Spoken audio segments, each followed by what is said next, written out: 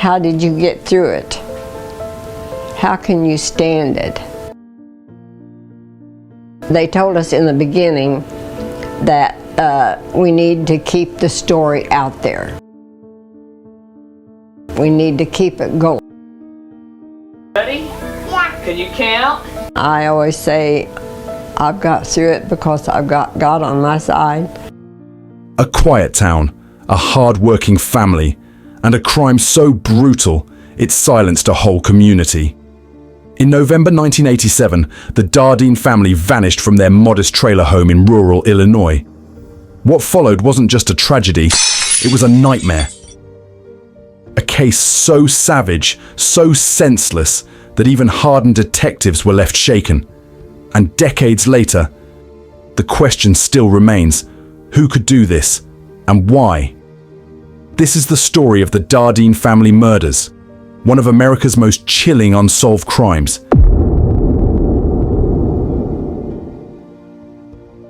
I doubt seriously that the majority of the people in Mount Vernon even know who we are. Russell Keith Dardeen was 29 years old, a responsible, quiet man who worked at the Rend Lake Water Conservancy District, overseeing water treatment for surrounding communities. Keith was the kind of man who always showed up on time, never missed a shift, and lived by a simple code: work hard, protect your family, and mind your business. His wife, Ruby Elaine Dardeen, was 30, warm-hearted and soft-spoken.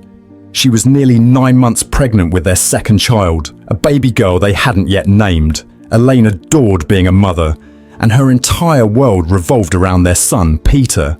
Peter was just 2.5 years old, bright, giggly and curious. Peter had just received a small wooden baseball bat from his father as a birthday present. The Dardeens weren't wealthy, but they were rich in what mattered: family, love and quiet joy. They were renting a modest trailer home near Route 37 in Ina, Illinois. Keith had recently put it up for sale. He wanted to move. The rising violence in nearby towns was making him uneasy. In fact, just weeks before the murders, Keith had told his parents he was scared. He wouldn't let strangers into the house, and he kept a gun by the bed. But even that wouldn't be enough to stop what was coming. On November 18th, 1987, Keith didn't show up for work. He didn't call, he didn't answer the phone. That alone was alarming. Keith was never late, never unreliable. His supervisor tried calling the trailer. No one picked up. Calls to Elaine went unanswered. The phone just rang and rang. Concerned, Keith's parents, Don and Joanne, were contacted. Keith's boss, he kept calling. That really scared me then. That evening, Don drove to the trailer home with a spare key. Sheriff's deputies met him there just after sunset. It was already dark when they pulled up. Keith's car was missing from the driveway. The trailer sat still, lights off. There were no sounds inside. Don opened the door and stepped back. The deputies entered first, calling out, nothing. The living room was clean. The kitchen looked untouched. But as they moved down the narrow hallway, everything changed. Knock, no one answered, so then he went to the back door and he turned the doorknob and he just took the flashlight, shined in there, and he seen them. In the bedroom, under a blanket, they found the lifeless bodies of Elaine and Peter. They had been beaten repeatedly with a baseball bat, the very same bat Keith had given Peter for his birthday. Elaine had gone into labor during the attack. The baby, born during the assault, was found tucked in the bed. She too had been killed, her umbilical cord still attached, but there was no sign of Keith. The next morning, a local search began, and it wasn't long before they found him. It was gut-wrenching to think that, Elaine and Pete was dead, and it was gut-wrenching not knowing where Keith was. On November 19th, 1987, a group of hunters scouting a wheat field just south of the Franklin-Jefferson County line, about a mile from the Dardeen home, stumble upon a body sprawled on the ground. It is Keith. He has been shot 3 times, and the nature of a further injury makes it abundantly clear he was a victim, not a perpetrator. In a final act of barbarity, Keith's private part has been severed by his attacker, an act signalling personal rage or perverse hatred. Not far away, investigators find Keith's red 1981 Plymouth parked outside the police station in the town of Benton, 11 miles south of the Dardeen residence. The car's interior is spattered with blood, grim evidence of the horrific journey that ended in Keith's murder. For the tight-knit southern Illinois community and for law enforcement, the reality is now incontrovertible. An unknown killer has massacred an entire family and is on the loose. Seasoned officers struggle to maintain their composure as they secure two separate crime scenes.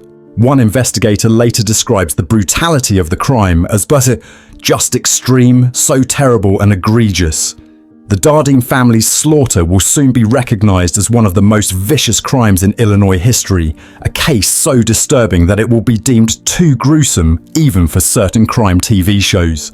But in these first hours, all that matters to the stunned police and shattered relatives is finding out who could have done this and why. I was the best man at their wedding, and it makes me kind of sad to think about it. News of the Dardeen murders spreads quickly, and as the grim details emerge, a wave of panic washes over Jefferson County. Residents who once felt secure in their rural homes now sense a lurking menace. Doors are locked in Ena like never before, and many residents set aside their trusting small-town habits out of fear. In the absence of immediate answers, rumours swirl. The extraordinary savagery of the murders, particularly the mutilation of Keith and the killing of a newborn, leads some to whisper about occult rituals or satanic cult activity. It is the late 1980s, at the height of the nation's satanic panic, and even law-abiding citizens in Jefferson County wonder if a cult sacrifice happened in their midst. Others suspect a serial killer might be roaming the region, possibly connected to other unsolved homicides in southern Illinois. Now, with an entire family brutally wiped out, people truly believe a monster is among them. Well, I didn't know where he was, I had no clue. Meanwhile, friends and family of the Dardeens are stricken with grief and disbelief. Those who knew Keith and Elaine struggle to imagine who could harbour such hatred for this upstanding, friendly couple. They were two of the nicest people you'd ever want to meet, recalls Kevin Harris, Keith's best friend and the best man at his wedding. I was the best man at their wedding, and it makes me kind of sad to think about it. Indeed, the Dardeens were well liked and deeply involved in their community. Elaine, originally from the nearby town of Albion, worked at an office supply store in Mount Vernon, and Keith had steady employment at the water treatment plant. By all accounts, they had no enemies and lived a quiet life centered on work, church and family. Keith and Elaine Dardeen's mobile home on the outskirts of Ena, Illinois, was meant to be the safe haven for their growing family. In this photo from 1986, little Peter plays in the yard beside his father's red Plymouth car. He is blissfully unaware of the dark fate that would befall the family the following year.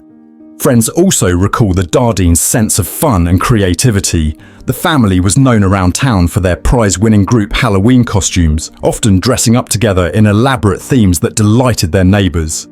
But now in Ena, Illinois, a place where people once left doors unlocked, will never feel quite the same. In the immediate aftermath of the murders, law enforcement launches an all-out effort to hunt down the killer.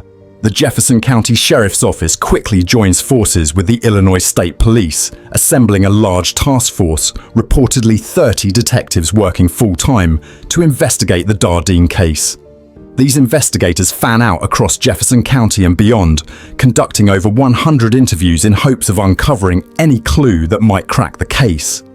For a while, it seems as if every resident of Ena and every acquaintance of the Dardeens is questioned. From the start, however, leads are scarce. A few individuals come under scrutiny initially. Police detain one local man who had known the Dardeens, but after several hours of questioning, he is cleared and released with no evidence linking him to the crime. Detectives also investigate one of Keith's co-workers with whom he'd reportedly had a minor dispute, perhaps a workplace grudge that could have exploded into something far worse. That co-worker too provides a solid alibi and is ruled out. Every obvious avenue, an angry relative, a jealous friend, a disgruntled colleague, turns up nothing. Physical evidence from the crime scenes yields frustratingly few clues. The murder weapon, the bloodied baseball bat, belonged to the family, meaning the killer likely picked it up at the scene. There are no signs of forced entry at the trailer. The back door was found left slightly open, but nothing was broken or pried around any door or window. This suggests the Dardeens may have voluntarily let their attacker in, or at least that they didn't have time to secure the door before the killer entered. Yet robbery clearly was not the motive. Valuable items like a VCR and a video camera were left in plain sight untouched, and cash and jewellery were found in the home undisturbed. The killer's actions, binding and gagging Elaine, slaughtering a toddler and a newborn, mutilating Keith, speak to a level of rage and personal vendetta that utterly baffles investigators. Detectives consider a range of possibilities, some of them very dark. Could the murderer have had a specific grudge against Keith or Elaine? If so, nothing obvious in the couple's life stands out. As forensic results trickle in, a timeline of the murders is pieced together. The coroner believes that all three murders inside the trailer, Elaine, Peter and baby Casey, occurred roughly within an hour of each other, likely about 3 hours before the bodies were discovered on the evening of November 18th. That would place the time of their deaths in the early morning of November 18th, or very late the night of the 17th. Keith's death, however, appears to have happened earlier, perhaps 24 to 36 hours before his body was found on the 19th. This is perplexing. It suggests Keith might have been killed as early as the night of November 17th, while Elaine and the children were killed almost a day later. Could the killer have subdued or lured Keith away first, and then returned much later to finish the grim task with Elaine and the kids? Or did something happen to stretch the timeline? The investigators are not certain if the coroner's estimates are exact, but the timing difference complicates the narrative of how the crime unfolded. What is clear is that the murderer took their time at the trailer. After the slaughter, the killer went through the eerie effort to tuck the victims' bodies into bed and even attempted to clean up some of the blood at the scene. These acts indicate an unnerving calmness and lack of urgency. This was no hasty crime of passion where the assailant fled immediately. Whoever did it felt secure enough to linger in the Dardeens' home after committing unspeakable acts. Given that the trailer sat near a well-travelled highway, Illinois 37, and could even be seen from the nearby interstate at that time, the idea that the killer took the time to stage the scene suggests they likely operated under cover of darkness when fewer people would be around to notice anything unusual. From the vicious overkill to the methodical post-mortem staging, the detectives see contradictions at every turn. Was the killer driven by uncontrollable rage or by cold, calculated intent? The evidence shows signs of both, and yet they can find no person in the Dardeens' world who fits the bill of an enemy capable of this. Keith himself had been unnerved by the rising violence and had become extremely protective at home. A friend recounted that one evening that year, a young woman came to the Dardeens' trailer asking to use the phone, and Keith, citing concern for his family's safety, refused to let the stranger inside. If Keith was that cautious with an innocent-seeming stranger, those who knew him find it hard to imagine he would have willingly opened the door to a threat. This anecdote will later take on even greater significance when a suspect comes to light. As the weeks turn into months, the task force exhausts every plausible lead. By the end of 1987, the case that started hot is growing cold. Detectives have logged countless hours and the file is thick with interview notes, but nothing has led them to a suspect. The working theory remains that the Dardeens were specifically targeted, yet why and by whom remain complete mysteries. With the official investigation hitting a wall, Joanne Dardeen refuses to let her son's case fade away. They told us in the beginning that we need to keep the story out there. Through the late 1980s and into the 1990s till today, she becomes the relentless driving force keeping the memory of Keith, Elaine and her grandchildren alive in the public eye. Joanne phones the lead detective on the case regularly, initially every week, then at least once a month, for years, persistently asking if there's anything new. We need to keep it going. On December 31st, 1999, almost 12 years after the Dardeen murders, a heinous crime in Del Rio, Texas leads to the capture of a drifter who will soon claim responsibility for the Dardeen family massacre.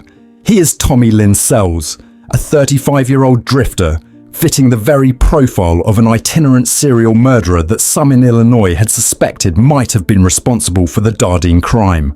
Sells says he was responsible for the November 1987 murders of the Dardeen family in Ina.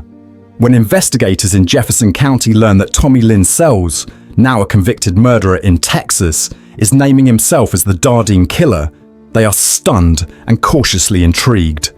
This is the first substantial break in the case in over a decade. The question looms large. Is Tommy Lynn Sells truly the answer to the Dardeen mystery, or is he another just spinning gruesome tales? During the interrogation, Sells provides information that rightfully links with the case, but those skeptical of Sells' claims point out that most of the information he provided about the Dardeen murders was already available through public sources, from newspaper articles to word of mouth in the community. But when pressed on specifics that the police had never released publicly, Sells often stumbled. According to Sells, Keith struck up a friendly conversation with him. In an unusual act of hospitality, Keith allegedly invited Sells to have dinner at his home. After sharing a meal with the Dardeen family that evening, Sells claims, things took a dark turn. Additionally, people who knew the Dardeens simply cannot reconcile Sells' stories with Keith's character and behaviour. The scenario of Keith cheerfully inviting a strange drifter home for dinner strikes them as highly unlikely given Keith's protective nature. After all, he wouldn't even let an unknown young woman use his phone. Which, at first, I thought maybe he did. But the more came out, the more I realized he didn't. Ultimately, Illinois authorities face a frustrating roadblock in pursuing the Dardeen case against Sells. Selg is already convicted and sitting on death row in Texas. Texas officials are not inclined to transfer a condemned prisoner to another state for further investigation. In fact, Texas law does not allow death row inmates to be removed from the state for any reason. Jefferson County's investigators asked to bring Sells to Ina, to physically walk him through the crime scene and see if his knowledge holds up on the ground. But Texas refuses. With no physical evidence tying Sells to the Dardeen murders and only a shaky confession, Jefferson County prosecutors conclude they do not have sufficient evidence to charge him with the crime. On April 3, 2014, Tommy Lynn Sells is executed but for other crimes. Today, the murders of the Dardeen family remain unsolved, a cold case that still chills everyone who hears it. The passage of time has done little to erase the horror of what happened in that little trailer in Ina. Jefferson County law enforcement periodically revisits the case, hoping that new forensic technologies or a fresh tip might one day provide answers. The memory of Keith, Elaine, little Peter and baby Casey endures in the community and especially among their loved ones. They are remembered not for the horrific way they died, but for how they lived, as loving parents, devoted church members and kind-hearted neighbours who wanted nothing more than a safe, happy life. Keith's father, Don Dardeen, passed away without ever seeing justice for his son and grandchildren. But Joanne Dardeen, now in her 80s, still holds out hope that the killer will be identified in her lifetime. She has stated she will never give up searching for the person who destroyed her family. Decades later, the identity of the Dardeen family's murderer remains a shadowy mystery. Was it Tommy Lynn Sells, or is the real killer still out there walking free? Comment your thoughts as to what your views are.